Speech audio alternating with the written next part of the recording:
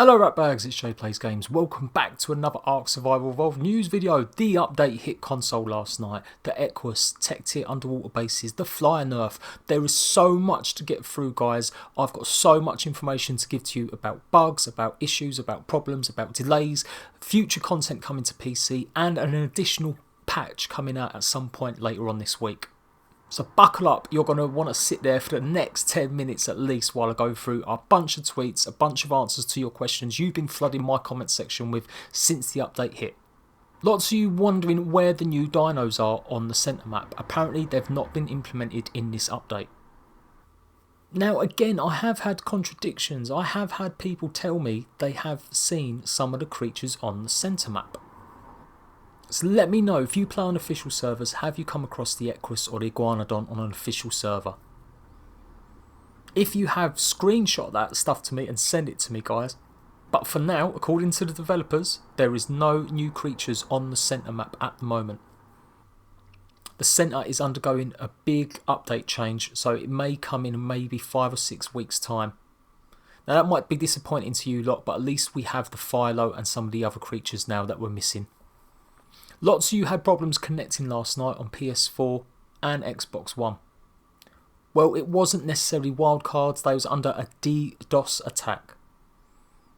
That's right, people were either trying to flood the network to stop it running, and it's pretty much a given nowadays that when updates like these happen, lots of pirates out there, lots of hackers just want to have fun and try and muck things up. It should be resolved now, but there are still some unrelated connection issues. That's what the patch will hopefully resolve later on this week. And you can see here Jade is answering the question. It's due to a disconnection timer we've implemented, talking to the team about to see what solutions we can take for console. So there are 2 real errors there that have caused people not to connect to the game last night. Like I said, the DDoS attack should be finished by now. So if you're still having problems connecting to the timer, absolutely make sure you go on the forums or let me know in the comments section, and I will try and get some word to chat if I get enough people saying there's an issue still. Some of the biggest complaints from you guys is not seeing that the UI has much smaller text writing. Someone asked Jack last night and he said he will look into to see if they can maybe get it a bit bigger. It is a little bit on the small side. Like, this is the first pass. They've done this exactly on PC and they tweaked with it again. Remember, we have got a good few months still, maybe 2 at least, before the game comes out. So just stick with it, guys. It will be fixed. Lots and lots of you have been complaining about shortcuts in the menus or not working out how to use the actual new UI system. I'm going to go through it in a separate video. It seems pretty basic, but to be honest, unless you've played around with it for a good while, it really can look a little bit confusing. If you don't already know where have you been, the excellent adventure has started, although it's limited content.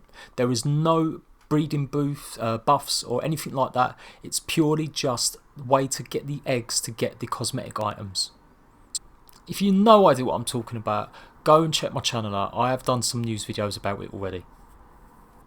They've added nothing new to the actual patch notes that have been there for the last sort of 4 to 5 days, guys. So I'm not going to go through anything again because it's already been gone through quite a few times. However, the PC version, which is really interesting, has been delayed. It was meant to come out on the 29th, I do believe, of April. It's now been delayed another 4 or 5 days. So May the 3rd is the expected time of arrival for the new one.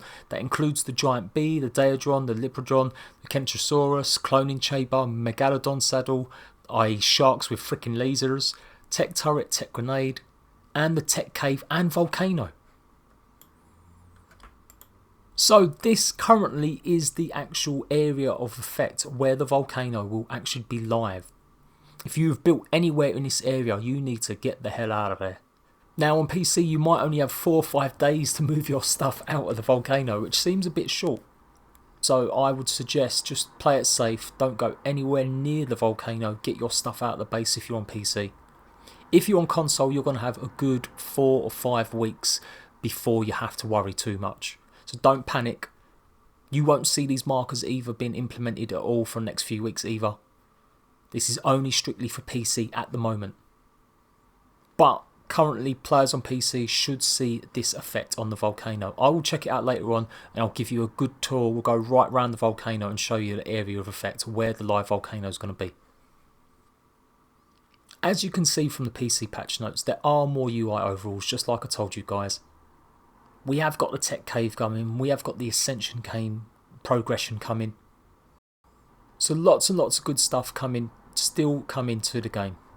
On some side notes now, so Primitive Plus has actually been fixed a lot better than it was on Xbox and PS4. Now I've gone through this already once before, so I'm just going to literally just skim it, but basically they've added a bunch of the saddles for the latest creatures that were missing, or in fact have been missing since October. So you should now see saddles in Primitive Plus for the Filaco, the Ferrazino, the Tapiara, Pachurino, etc. There's a lot more here. If you want to take a look at this, I'll try and leave the link down below. He is already still working more, and that should have been implemented in the patch. I've already had a few messages from people and comments saying the saddles have been added to the game, but there still are a few issues.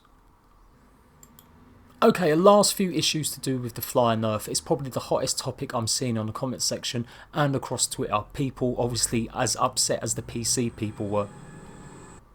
This is a breakdown of what the developers currently see the creatures being.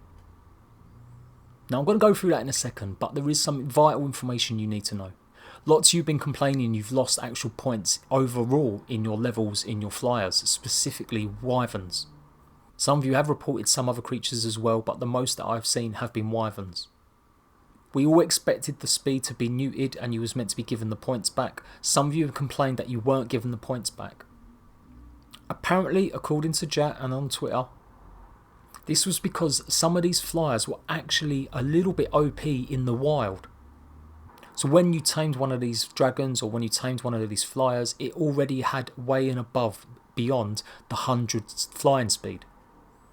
Now it might not have said that when you actually tamed it and you looked in the options menu, but behind the scenes in the code compared to other flying creatures or the same creatures, it was still OP. So when the flyer nerf has hit, they've actually reduced that back down to 100 and it's actually taken levels off your overall level of your creature. So yes, it's probably going to be a bit upsetting. You weren't expecting to see levels drop massively from some of your creatures, up to 30 levels in some cases. But it is down to the way that they were OP beforehand. So here you go, here's Jade explaining it probably in a better way than me. Missing levels are wild speed stats that aren't relocated, not ones you apply.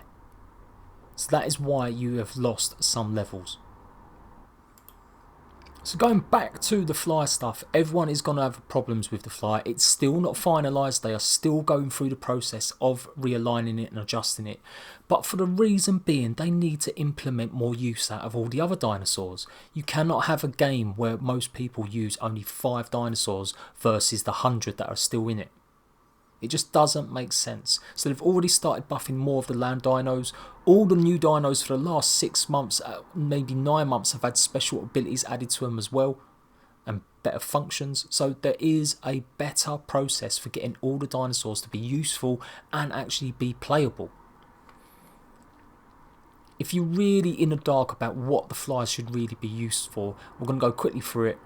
Pteranodon is fast sprinting scout, with low HP stamina but quicker stamina recovery. It's the fastest flyer in the game except wild wyverns. Argent is your tanky flyer, can scrap well and take some hits, high stamina, carry weight compared to all the other flyers except Quets. Moth is your beginner mount, lowest stats across the board for travel or fighting, but a powerful special attack for specialised use. Your Pelagonus is a versatility flyer with generally low stats but unique functionality and other special abilities to offset its lack of direct stat power. Your Quetz is the Sky Ponto and it is slow as heck. Some guy on a bike, one of my admins and friends, he said it really is. He can outrun his Quetz on foot. Slow, extreme stamina, extreme weight capacity, good for prolonged sieges or for moving massive quantities of things to and fro. High pull health but extremely poor manoeuvrability and very vulnerable. Tapiara, tactical flyer between the Argent and Pataro for overall stats, but with multi-mount support and latching abilities. It can carry well-armed players in and out of battlefield to remote locations. Wyvern, Lord of the Skies, low stamina, moderate move speed, poor agility, but extreme power and versatility. Now I've got a video coming guys which is going to focus on first of all the Quets. 5 dinos to replace the Quets now it's had its nerf. If you really feel like the Quets is just too slow for you to use, or you want some different options and you don't really know what the good is in some of the other dinosaurs, then I've got the video coming in the next 2 days which will give you the top 5 dinosaurs I think are a good replacement. I'm also going to be looking at all the other creatures as well and giving you a top 5 dinosaurs that could be an alternative to some of the other ones. So I mentioned the Centaur was getting an update earlier. They are adding bosses to the game, not just the Megapithecus and the Broodmother. I have visited it, I've shown you guys, I tried exploring in the water for part of it. It has had a recent update, so I will check it out again and see what progress has been made on it. That will also be coming over the weekend. Quick note on tech bases, I've already done a video showing you guys how to implement it, how to use the new tech underwater structures. I had trouble building certain materials in it. I tried placing tech walls and stuff like that, but I have heard that you can find a way to actually build within it. You can place stuff down, so you can place lamps, you can place crafting benches, all them sort of things. But people have been telling me they have managed to put walls and stuff inside the bases. So I'm going to have another play around with it and I want to do something a bit more exciting with it and show you guys what else we can do. And if you missed it, go and check out the Iguanodon Tame video, give you all the information about it. I've already done the Equus a couple of weeks ago when it came out on PC. So if you've missed that, go and give that and that'll give you a small heads up. I may rejig it now that we have map locations explicitly where they will spawn. And I will be looking at the Icky and I will take another little glance at what the leads is compared to Rafts. So much information, I've probably forgotten some of the things I wanted, but the main stuff to focus on is there is a patch coming for Xbox One and PS4 later on this week that will fix lots of issues.